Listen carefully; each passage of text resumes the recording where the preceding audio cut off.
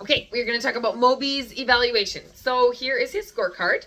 And the first thing you need to understand is that it's a spectrum. So low is not bad and high is not good. That's not how it works. So it's just kind of a scale. So the first thing that you'll notice is I put the puppy into the testing area, and then what I'm observing for first and foremost is confidence level. How do they react to being in a new situation, new obstacles, a room they really haven't been in very much? Is his tail high? Is he hiding in the corner? Is he nervous to be there? And he was not. He was very confident through the whole examination. Tail is high. He's checking out all the obstacles, and he's very happy to be there. So confidence, and I see that on a day-to-day basis with him as well. He's a very confident puppy. So the next thing that you notice is I get into the testing area, and then what I'm watching for is how he approaches. So a low assertive dog would either army crawl his way over, or he'd maybe sit next to you, or maybe he wouldn't approach at all. Whereas a medium assertive dog might, he crawls into my lap and kind of like gently looks up to me for kind of what's happening next, versus a high assertive dog usually has no regard for personal space. They're right up in your face, which I do sometimes see in his day-to-day life because he is very excited to see you. But overall, during our testing, I scored him a medium for that one.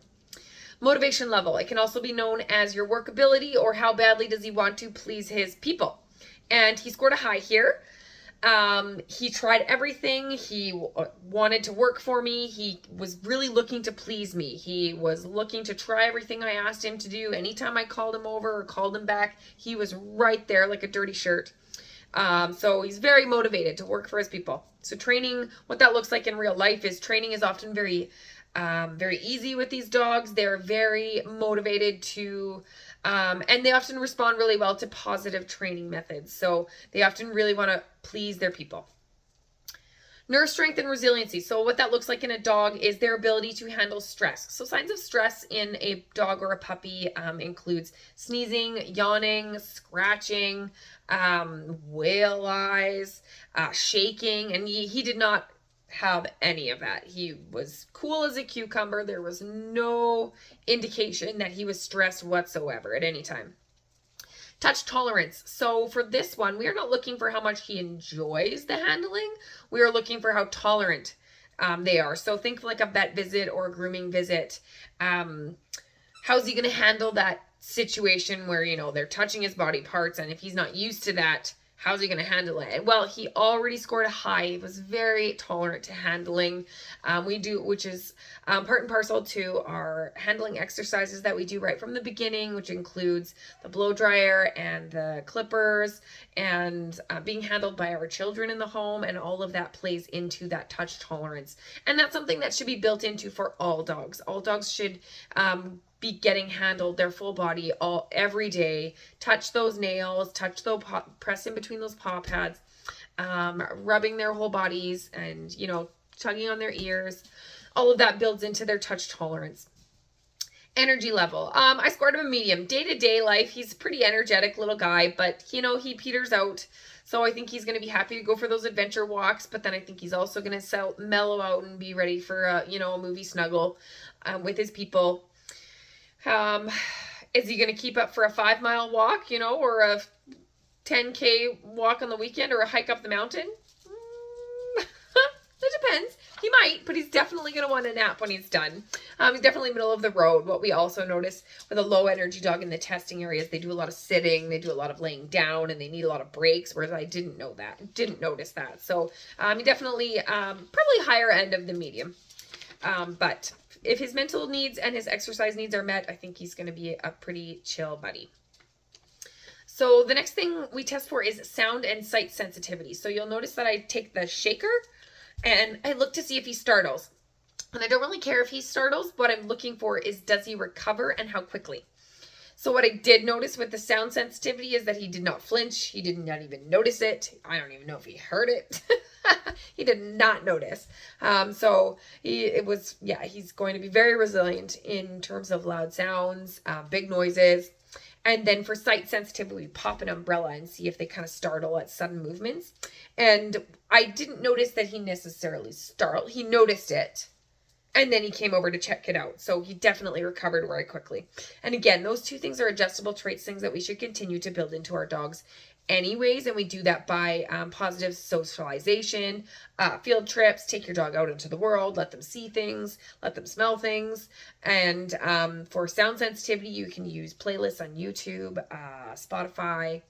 All of those good things have lots of sounds that we would never think of necessarily without leaving the house. So prey drive, I gave him a medium. He was happy to play with the toys, but it wasn't super intense.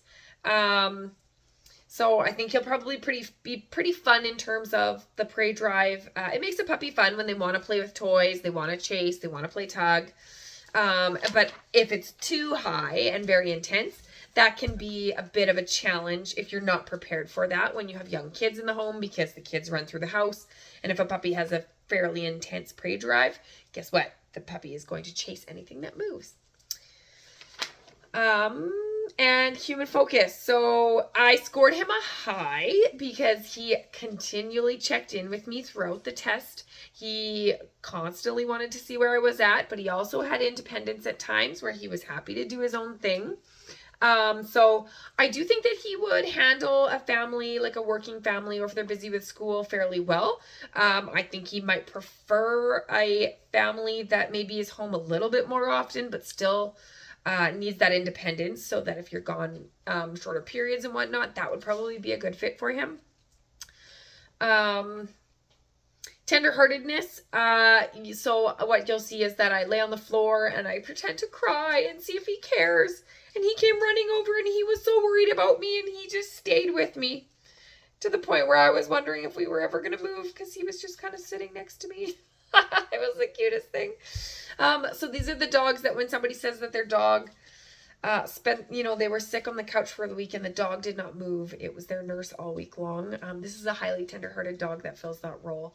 And so, they're the ones that pick up on the emotions, whether you've had a bad day or you just need their extra presence, and they somehow have that sixth sense and they know. So that definitely will be Moby. He's just going to be a little sweetheart. Dog friendliness. So this one isn't a super good gauge because I feel like they figure out my stuffy dog pretty quickly. But anyways, he was still, he kind of went at it with an assertive approach. Assertive is not like, it's not a negative thing, like we sometimes think of like a dominant dog being a negative thing. It is not. All it is that he's very excited and he goes straight for the mouth, as opposed to another play style, a submissive dog. Often you'll see is they're like instantly rolling on their backs to kind of take the bottom play position. Whereas an assertive dog is probably more going to pull the play out of other dogs, and other shyer dogs. So this becomes more helpful or more important if there's already another dog in the home, and so that we're matching for those temperaments. Either it be a less assertive dog, or if it is already an assertive dog, that we kind of had that conversation so that people know what that looks like. And that being said, he probably also would really enjoy a home that already has a dog. I think he'll be fine if there is not a dog, but I do think that he would enjoy a dog buddy to have around as well. So that would be a good fit for him. But if you have any questions about Moby, you let me know.